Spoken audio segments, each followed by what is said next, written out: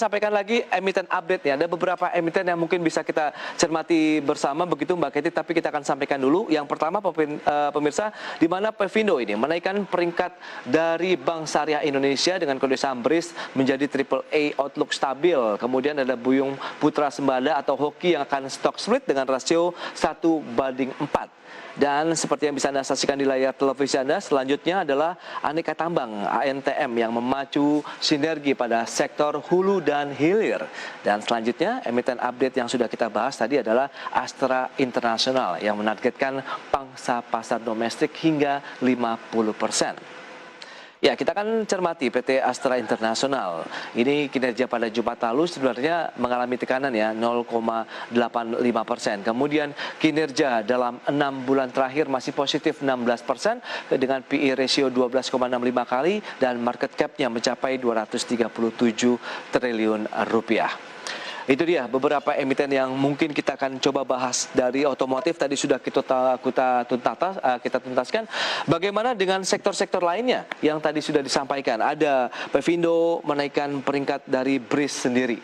AAA ini menarik loh, berarti sudah oke. Iya, memang kalau misalkan rating naik ini memang cukup baik ya untuk BRIS, karena memang BRIS juga dinilai masih memiliki good fundamental. Kemudian juga itu dari yang penggabungan 3 bank syariah yang besar itu tentu menguntungkan bagi BRIS, karena memang BRIS bertujuan menjadi top 10 bank di Indonesia dan nomor 1 bank syariah di Indonesia. Untuk market syariah di Indonesia juga memang masih terbuka, mengingat Indonesia memang salah satu negara dengan mayoritas Muslim. Meskipun kita lihat sebenarnya current price dari BRIS memang terlalu tinggi ya, karena memang kemarin masyarakat sudah memprice in lebih cepat dari isu merger dan acquisition itu sendiri. Meskipun biasanya setelah merger dan acquisition di tahun pertama dan kedua akan ada pembersihan buku dan manajemen terlebih dahulu. 2890 naik 0,7%. Nah, BRIS pagi ini begitu rekomendasi yang bisa Anda berikan. Memang dari sisi fair value-nya bagaimana? Apakah cukup kemahalan saat ini atau bagaimana? Sebenarnya sih kita lihat memang cukup terlalu spekulatif ya. Namun kita memang target price sih belum ada. Tapi kita berikan resistance itu kita lihat ada di 3.150. Dan support di 2.650. Oh, masih ada range sebenarnya ya, masih ada potensi cuan yang bisa didapatkan dari level-level saat ini 2.900 menuju 3.150. Itu juga short term saja? Iya, short term aja. Sektor perbankan bagaimana kalau kita lihat juga secara umum begitu? Apakah memang masih menjadi pilihan investasi? Karena kita lihat asing kan banyak yang menyasar kepada sektor perbankan dan perbankan juga yang menopang penguatan indeks belakangan ini. Iya, memang sih. Kita lihat memang pasti sektor perbankan memang yang paling prospektif ya. Karena memang dengan rilisnya kemarin bank-bank besar seperti BCA, BNI, dan BRI, itu memang performanya mostly di atas dari ekspektasi kita. Nah, makanya memang mungkin beberapa dari investor foreign itu juga masih untuk mengakumulasi beberapa perbankan cukup besar. Baik. Kita lihat ada Banknet Indonesia Syariah Tbk juga kenaikannya cukup luar biasa ya. Hari ini pun masih melanjutkannya double digit 20,69% di level 875, 150 poin. Apa yang bisa Anda cermati? Ya, kalau misalkan dari bank itu memang kita lihat memang masih agak spekulatif ya Mas, karena memang itu juga baru IPO kemarin. Dan memang biasanya kebiasaan emiten-emiten IPO itu memang menguat dulu ya beberapa hari. Bukan karena sentimen, karena ini juga bank syariah seperti BRIS begitu yang memang masih cukup tinggi harapannya begitu. Sebenarnya mungkin masih bisa terdorong ya, cuma maksudnya kalau misalkan untuk isu BRIS sendiri nggak begitu relevan, karena kan yang penggabungannya kan hanya 3 bank besar. Itu dia sektor perbankan khususnya yang syariah yang sudah kita ulas. Kalau kita cermati beberapa top gainer selanjutnya ini juga ada TINS, kemudian mengalami kenaikan, ada Medco juga, Aneka Tambang yang sudah kita sampaikan juga, di mana memacu sinergi pada sektor hulu dan hilirnya. Antam, bagaimana? Sentimen apa sih yang menjadi penggerak dari kenaikan sektor pertambangan ini? Ya, kalau misalkan dari Antam sendiri kemarin memang baru merilis dari target-target mereka ya untuk ore nickel dan gold. Itu memang ditargetkan untuk meningkat signifikan dari tahun 2020. Dan memang kami juga meyakini sendiri memang akan tercapai di tahun 2021 karena memang production-nya udah mulai menguat juga di 4Q20 kemarin.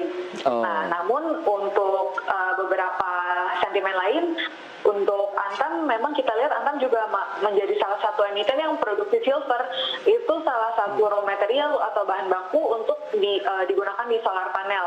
Nah memang kalau misalkan tema besar dari tahun ini merupakan green energy, mungkin dari silvernya sendiri juga akan terdorong. Oh, oke. Karena juga ini memang hulu ke hilir nikel, kemudian emas, bauxite juga ini menjadi salah satu yang coba dijejaki full dari produksi awal sampai dengan akhir nampaknya begitu akan dijejaki oleh Antam. Nah itu dia peluangnya. Apakah ini untuk investasi jangka panjang berarti Mbak Katie atau memang lebih kepada spekulatif juga? Sebenarnya kalau untuk short term ini mungkin lebih spekulatif ya Mas ya. Karena memang kemarin kita lihat untuk isu-isu yang mengenai baterai EV itu juga terlalu price in ya. Meskipun itu baik di masa depan, cuma sebenarnya valuasinya belum kita masukkan ke dalam perhitungan fair value sekarang.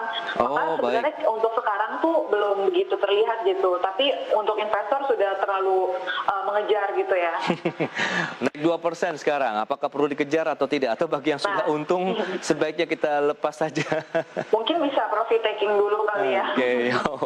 Baik. Itu Antam ya. Kalau kita lihat dengan TINS bagaimana? Kalau TINS sendiri memang adanya peningkatan juga memang pasti dari isu baterai untuk mobil listrik sendiri. Cuma kalau misalkan TINS sudah cukup limited sih ya. Kita ada resistance di 2270. Oke, dikit lagi ya. Oke, jadi mungkin ini kenaikan yang cukup perlu dicermati, dalam artian kita harus hati-hati karena sudah mendekati level resisten terdekatnya di 2270 begitu ya Mbak Katie.